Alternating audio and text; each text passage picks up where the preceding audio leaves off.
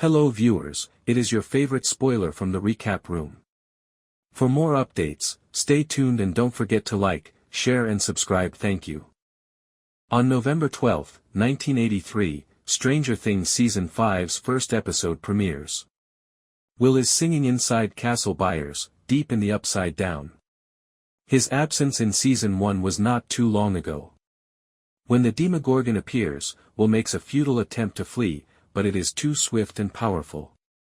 It leads him directly to Vecna, who infects the boy and pumps something into him that verifies their shared hive consciousness. Now that we are back in the present, we are on November 3, 1987. The Byers are staying at the Wheelers' house indefinitely, and Holly is now older. Ted and Karen are beginning to feel the effects of breakfast's hectic nature. The military has increased operations and placed Hawkins under quarantine. The enormous, gaping holes in Hawkins created by the earthquake have been sealed with metal plates.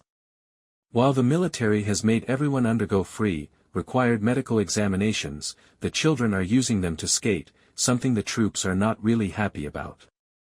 In the midst of all of this, Robin is presently celebrating her 500th broadcast while working as a radio DJ alongside Steve. She advises people to avoid the military zone, but the signal malfunctions, so Jonathan and Nancy must arrive and attempt to make amends. As they compete to reach the top of the radio tower and establish their worth, the two boys fight for Nancy's attention.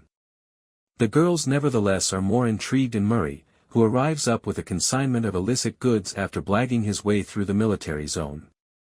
A manifest confirming that a supply run is scheduled for that evening at 10 p.m. is one of the items.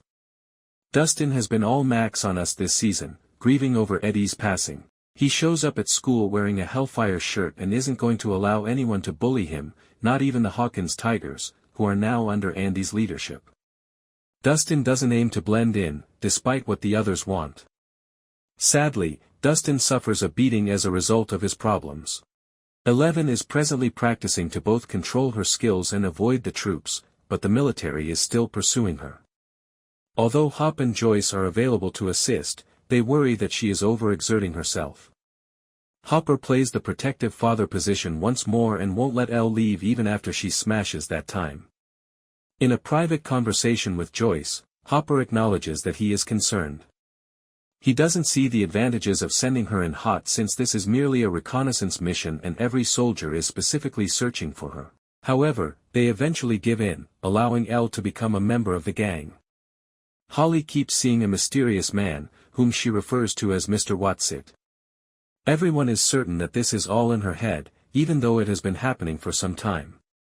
When Holly's teacher notices her chatting to herself near the school gates, she becomes worried. Karen comes in to speak with her. But it's Mike who comes over and gives Holly some words of encouragement. The rest of the gang positions themselves for the supply run while Holly sobs by herself in her room. Hopper hides out in one of the 4 trucks that arrive. The trucks enter the Upside Down after the burners have completed their task.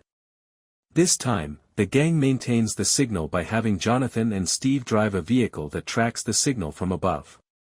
However, it is evident that Vecna is getting ready to attack when the truck abruptly applies the brakes. Sadly, everything goes awry. As the other soldiers spray bullets at a large number of Demogorgons that appear, Hopper is shot in the confusion. Hopper finds himself alone in the Upside Down after his truck crashes and the radio signal disappears. The others race to save the Wheelers once Will regains consciousness and realizes that the Demogorgon is on his way.